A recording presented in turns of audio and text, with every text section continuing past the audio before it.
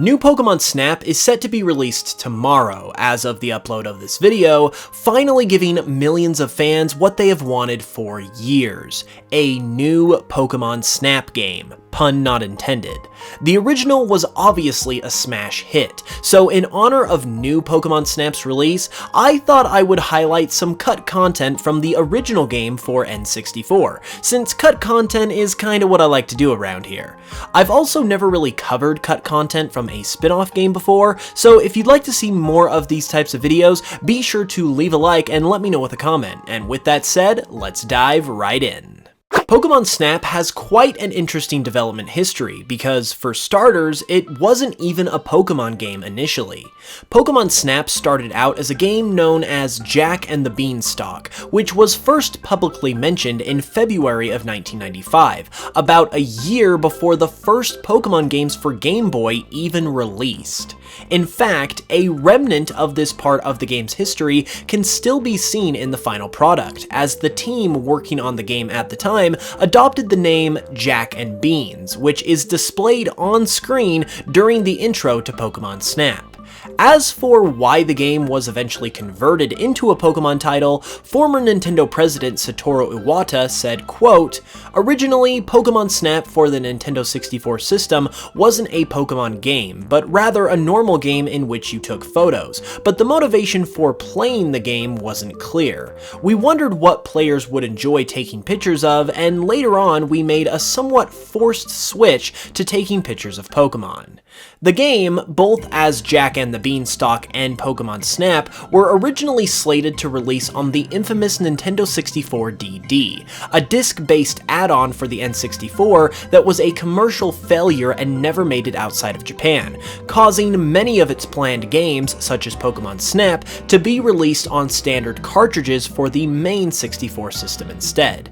While the game never released for the 64 DD, some early gameplay footage from when it was planned to was publicized, and it shows that the game looked substantially different at this stage. There also seem to be some levels that don't appear in the final game, such as a mountain/forest level that may be an early version of the river level, but also looks like it could be its own separate thing.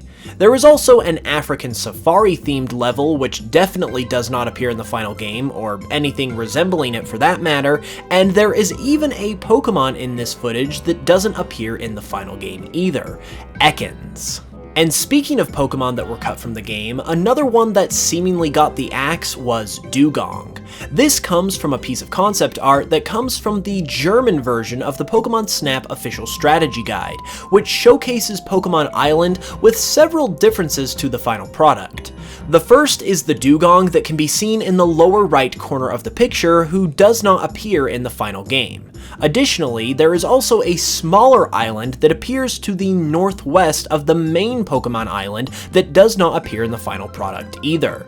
It seems like it maybe could have been a bonus or post-game area of some kind, and possibly could have housed one or both of the cut levels that I showcased earlier from the 64 DD footage. Another very interesting thing that can be seen in this concept art that is absent in the final is a village on Pokemon Island. In the final game, there is no such kind of civilization on Pokemon Island other than Professor Oak's laboratory, and it seems that it was planned to be a level of its own as well, as the art of Pokemon Island specifically showcases all of the different locations that you can travel to. A level based on a populated village is honestly hard to imagine for a game like Pokemon Snap, but one possibility for it was suggested by cut content website The Cutting Room Floor. Another cut stage that we are aware of is what is most likely a ghost-themed stage.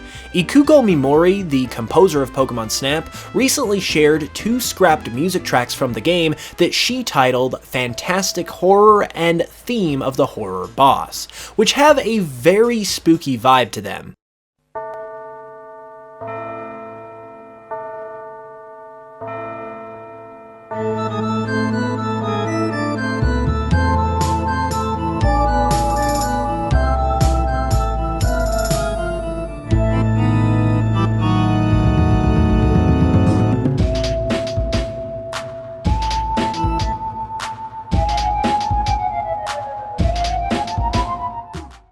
So, as you can tell, between the name of these tracks and their general vibe, it's basically certain that these were going to be for a stage based around ghost types, which is probably why it was also cut, since as of Gen 1, when Pokemon Snap came out, there were only 3 ghost-type Pokemon in existence, Ghastly, Haunter, and Gengar, which simply wouldn't be enough to base a whole entire level around.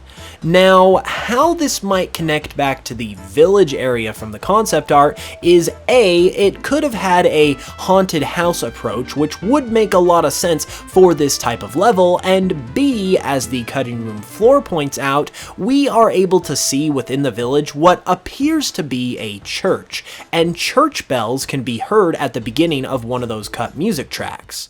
That may or may not ultimately be the case, but another very interesting thing about these music tracks is that one of them is called Theme of the Horror Boss, which implies a boss was going to be seen in this stage as well.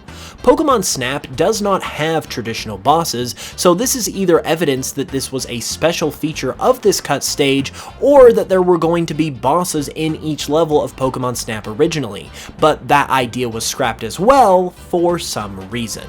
Also from the aforementioned German guidebook are 2 more pieces of concept art that showcase specific stages, which also don't seem to resemble ones in the final product. The first seems to be a grassland-like stage with very distinct, rocky, tower-like formations dotted along a central trail.